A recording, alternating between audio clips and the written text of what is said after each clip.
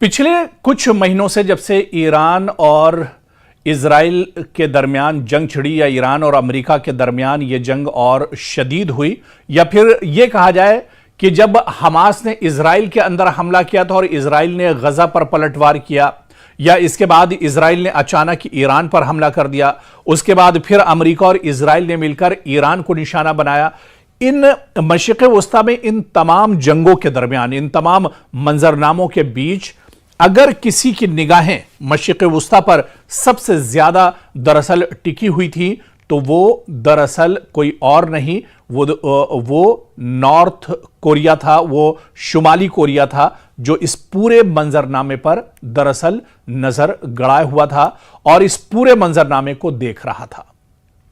बज़ाहिर प्योंगयांग जंग का बराह रास्त फरीक नहीं था, न उसकी सरहद ईरान से मिलती है और ना ही उसके ऊपर फौरी हमले का कोई ऐलान हुआ, लेकिन इसके बावजूद शुमाली कोरिया इस जंग को महज मशरिक़ वस्ता का बहरान नहीं बल्कि अपने मुस्तकबिल, अपने एटमी प्रोग्राम, अपनी हुकूमत की बका और अमेरिका के साथ आने वाले मुमकिना तसादुम के आईने के तौर पर देखता रहा है। और अभी भी शुमाली कोरिया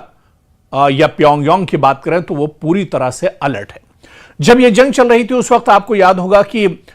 शुमाली कोरिया की तरफ से यह बयान भी आया था कि जिस तरह से अमेरिका या अमेरिका जैसी जो सुपर पावर ताकतें हैं, खासतौर से उसका इशारा अमेरिका की तरफ था कि वो कमजोर ममालिक पर किस तरह से अचानक हमला कर सकते हैं या उसे किस तरह से अपनी गिरफ्त में ले सकते हैं। लेकिन शुमाली कोरिया ने यह ऐलान किया था कि शुमाली कोरिया को लेकर यह गलती अमेरिका भूल कर ना करे या कोई दूसरा मुल्क भूल कर ना करे, क्योंकि शुमाली कोरिया ईरान, वेनेजुएला या फिर लबनान नहीं है। अगर अमेरिका ने यह गलती की तो उसे मुंहतोड़ जवाब दिया जाएगा। इसीलिए ईरान जंग के बाद शुमाली कोरिया के बयानात, अस्करी सरगर्मियों, मिसाइल प्रोग्राम और इसके अलावा बहरी ताकत के मुजाहरों और सिफारती इशारों को एक साथ पढ़ना बहुत जरूरी है, इस पर गौर करना बहुत जरूरी है। सवाल यह नहीं कि शुमाली कोरिया ने ईरान के हक में क्या कहा, बल्कि असल सवाल यह है कि प्योंगयांग ने इस जंग से क्या सबक लिया, किस खतरे को महसूस किया और अब वो किन तैयारियों पर तवज्जो दे रहा है। दरअसल शुमाली कोरिया ने जिस तरह से कहा था कि वो पूरी तरह से अलर्ट है, आप देखिए कि मिडिल ईस्ट में, मशरिक़ वस्ता में, जहां पर इजराइल, अमेरिका लगातार ईरान को निशाना बना रहे थे, ईरान लगातार पलटवार कर रहा था, उस वक्त भी अगर पूरी नजरें शुमाली कोरिया की कहीं पर थी तो वो मशरिक़ वस्ता पर थी, उसकी पल पल के अपडेट पर उसकी दरअसल निगाहें थी। शुमाली कोरिया के लिए ईरान जंग का सबसे बड़ा सबक यह है कि वॉशिंगटन अब भी रिजीम चेंज या क़यादत को बराह रास्त निशाना बनाने वाली फौजी हिकमत अमली से दस्तबरदार नहीं हुआ है। ईरान पर हमलों, ईरानी क़यादत और अस्करी ढांचे को निशाना बनाने और फिर जंग के बाद भी डोनाल्ड ट्रंप के सख्त बयानात ने प्योंगयांग को यह याद दिलाया कि अगर कोई रियासत अमेरिका के साथ शदीद तसादुम में जाए तो सिर्फ पाबंदियों या सिफारती दबाव तक बात महदूद नहीं रहती, बल्कि मामला क़यादत, फौजी ढांचे और जौहरी तंसीबात तक जा सकता है। ट्रंप ने हाल ही में ईरान के बारे में कहा कि या तो मुआहिदा होगा या अमेरिका काम मुकम्मल करेगा, और यही जबान शुमाली कोरिया के लिए खासतौर पर माने रखती है। प्योंगयांग की नजर में ईरान जंग ने एक और बात साबित की, जिस रियासत के पास काबिल एतमाद जौहरी डिटरेंस न हो वो अमेरिका या इजरायली दबाव के सामने ज्यादा गैर महफूज हो जाती है। यही वजह है कि जनूबी कोरिया के सदर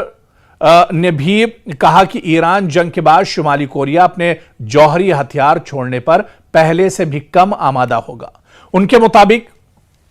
इस पूरी कशीदगी और इस जंग ने प्योंगयांग के इस यकीन को और मजबूत किया कि एटमी हथियार ही हुकूमत की बका की असल जमानत है। और ऐसे में आपको याद होगा कि शुमाली कोरिया के सदर ने बाकायदा ये कहा था कि वो अपनी जो एटमी ताकत है उसे एक तरह से और बढ़ा रहे हैं ताकि अमेरिका जैसी जो ताकतें हैं